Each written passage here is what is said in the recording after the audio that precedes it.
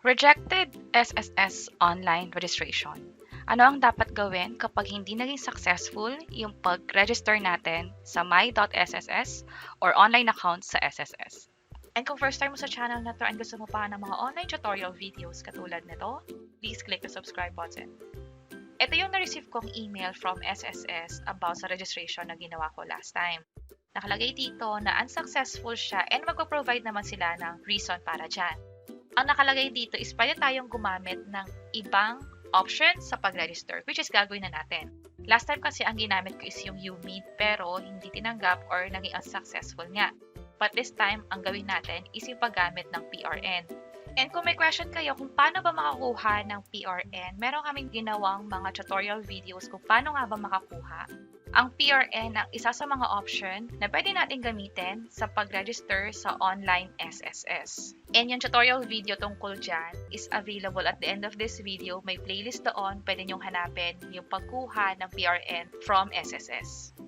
And kapag meron na nga kayong PRN, pwede na ulit kayong mag-proceed sa pag-sign up sa SSS. Reminder lang na aside from PRN, pwede rin gamitin yung ibang information like yung cellphone number na nare-register nyo sa SSS.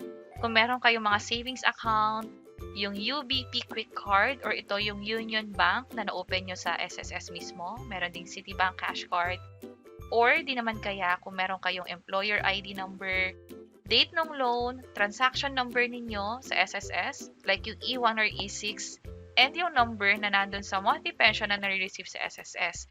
So sa akin, since ang pinakamadaling paraan aside from UMID is yung pag-generate ng PRN, ito na lang din yung pinili ko.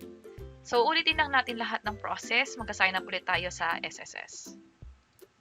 So, nandito ulit ako sa website ng SSS. That's sss.gov.ph. And then, click ko lang tong member. From here, click ko na tong register. Nandito ulit yung mga requirements. Click ko lang tong proceed. Oops, kailangan ko lang i-check to. And proceed na tayo. From here, kukompletihin ko lang lahat ng information. And here, na-fill-upan ko na siya. Bali, meron ng SSS number, meron na rin ditong email address, yung details ko, like yung user ID na gusto kong gamitin in case na meron na akong account sa SSS. Dito gagamitin yung user ID. And also, hihinga na rin ng password in which gagawin natin later on. For now, hindi mo na siya kasama dito. Yung user ID lang muna. And then, kailangan din i-provide yung the rest ng information, yung complete name, yung birth details, and also yung address or kung saan ka nakatira. And dito sa pinakababa, papasok na yung preference natin sa pag-register. Tulad ng sabi ko, gagamitin natin ay yung payment reference number. And then i-enter ko lang dito yung payment reference number. Again, pinakita natin to sa separate video, pero ang ginamit ko doon is nagbayad ako ng 1-month contribution sa Bayad Center. And from there, nakapag-generate na ng PRN. Mahalaga na makapag-provide ng SSS number para maging successful yung transaction or yung pagbayad sa Bayad Center and makakuha na rin ng PRN at the same time. And after ma-enter yung PRN, click ko na tong I'm not a robot and then check ko rin tong I accept the terms and conditions. Pwede nyong basahin to further by clicking this link. Sa akin, okay na. Click ko na tong submit. I-double check lang natin lahat na information, making sure na tama ito. So, na-double check ko na, click ko na tong confirm. And then, click ko tong okay. And you have successfully submitted your SSS account registration application. So, maghihintay ulit tayo ng email from SSS about sa ginawa nating pag-register online. So, stop ko muna itong recording na to and proceed kapag may update na about sa ginawa nating pag-register.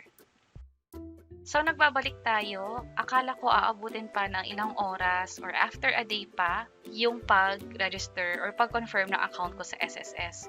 Pero, nagulat ako kasi after 1 minute, nakakuha agad ako ng feedback or reply from SSS.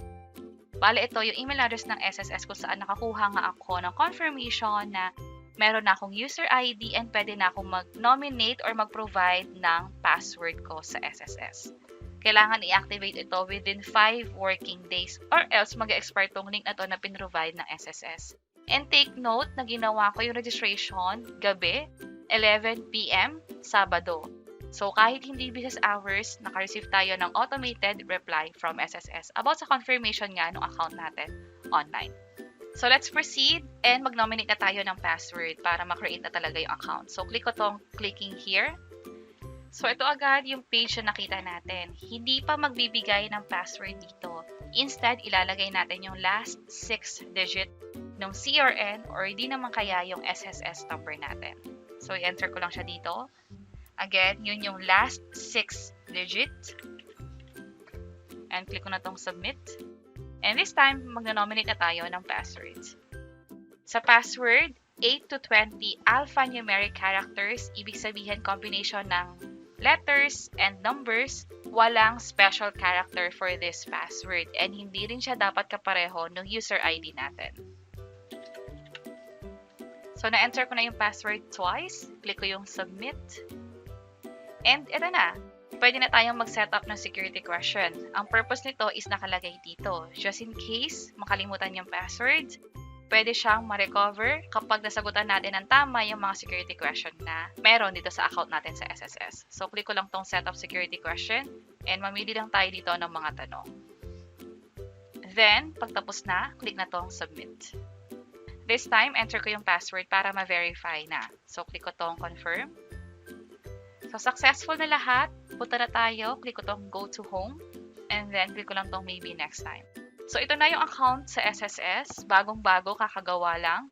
And then, pwede na tayong mag-generate din ng PRN from here online. And also, pwede na rin i-take advantage yung mga benefits na pwedeng i-file or i-process online. So, sa mga succeeding videos, pag-usapan na natin yung iba't ibang mga benefits or ano pa yung dapat yung malaman pagdating sa SSS. Sana nakatulong tong video na to kung pakiclick ang like button. And para sa iba't ibang mga tutorial, andito na yan sa playlist sa baba. Gumagawa pa kami ng mga iba't ibang tutorial or videos tungkol sa how to or paano to.